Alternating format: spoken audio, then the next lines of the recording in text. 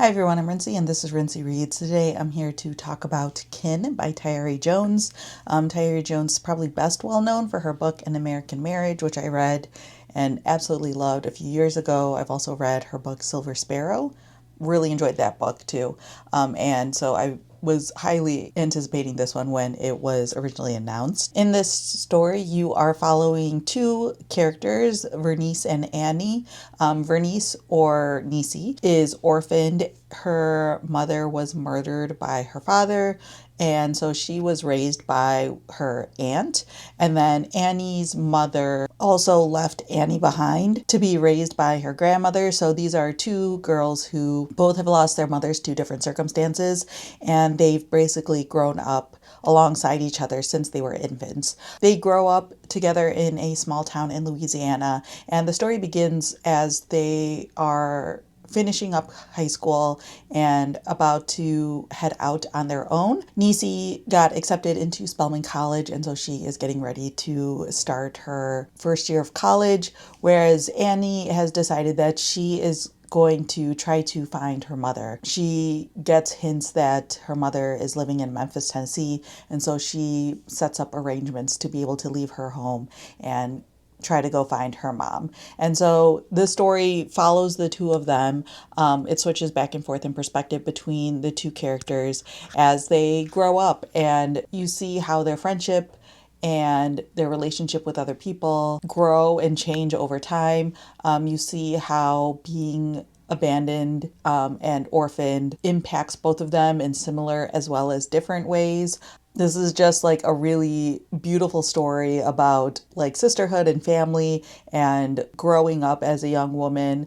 I don't think I said this, but this is a historical fiction book. It's set during the 1950s and 60s. And so you see these young women coming of age during a, specific time era in the South and things like that, and navigating that and figuring out what their path in life should look like. So, like I said, I highly anticipated this novel. I was very much looking forward to it. And overall, I enjoyed my experience with this book. I don't think I liked it as much as An American Marriage, and there's specific reasons for that, which I will get into. But overall, I really enjoyed my experience with this book. I loved both characters, Nisi and Annie.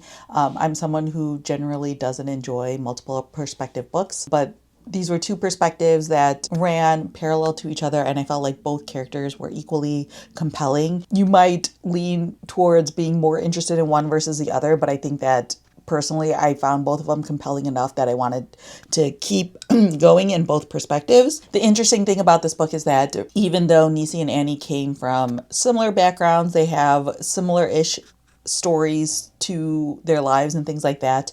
You see two very specific and different perspectives of the lives that they end up leading.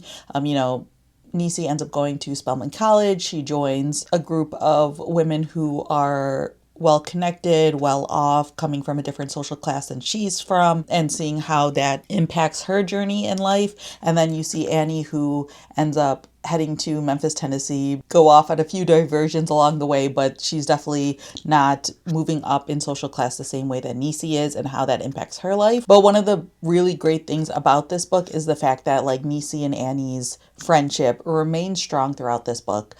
This is a book where while I was reading it, I assumed certain things would happen over the course of this book, and those things actually didn't happen. One of those assumptions was the fact that like the class difference between Nisi and Annie would become like a tension point or a conflict point and things like that. But it really doesn't. There are points where like Nisi might say something that like rubs Annie the wrong way, and she realizes like her privilege and then like apologizes for it. But that's kind of the extent of like the tension, which I thought was a really great choice by Tayari Jones to not make like the friendship part of their lives the complicated part. It was just like everything else happening around them that was complicated and complex, and where Nisi and Annie were facing these various trials and conflicts and internal choices and things like that about what they wanted to do with their lives. But their friendship was never the conflict. Their friendship was never the choice.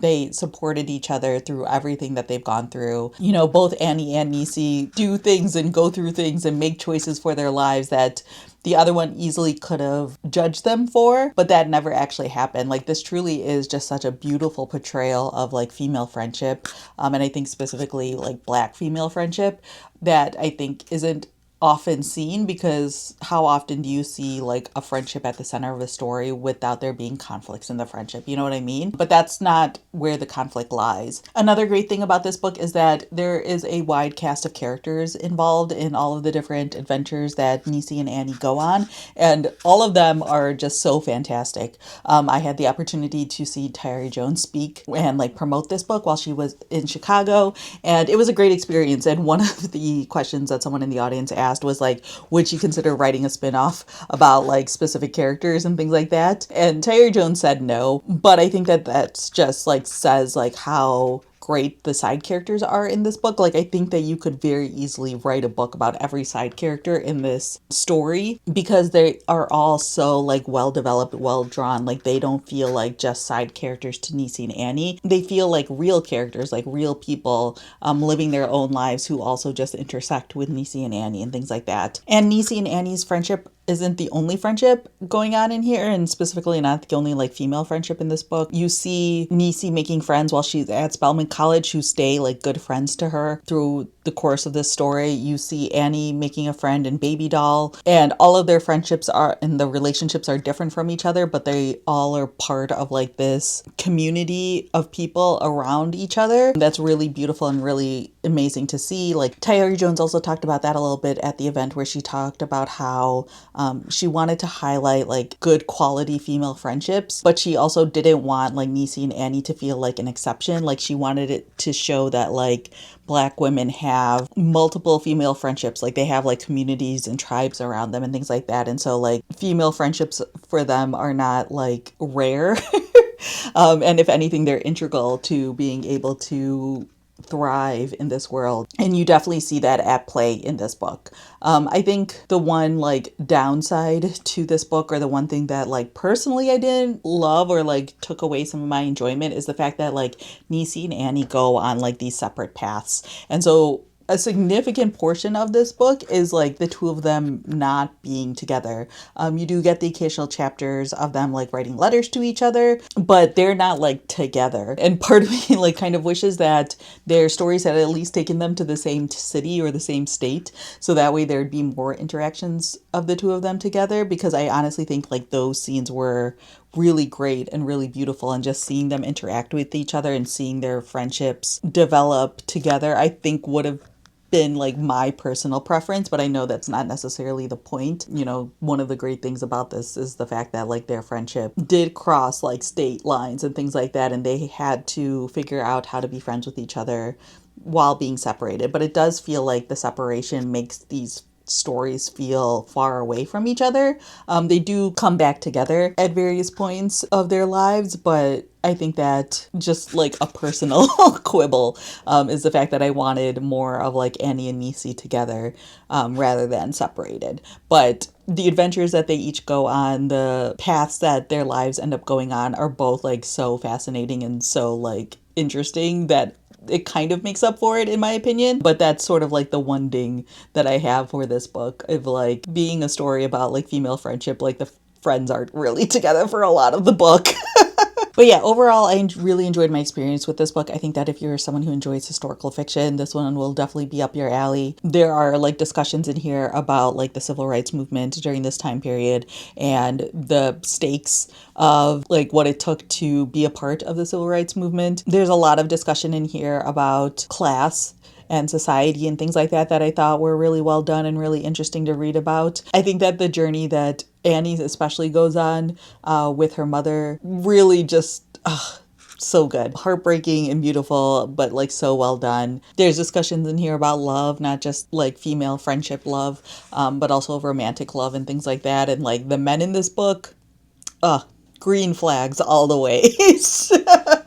Not all of them, but like the main ones. Yeah, green flags. Loved it. Yeah, there was just like something really beautiful and really refreshing about this book. And so, yeah, this is one that I definitely think should be on people's radar if it wasn't already. Worth picking up for sure. I don't think, again, that it's as strong of like a story or a pull for me personally than American Marriage, but it's still just like a really well done book. So, yeah, those are my quick thoughts on Kin. Let me know down in the comments below if you've read this book and what your thoughts were on it.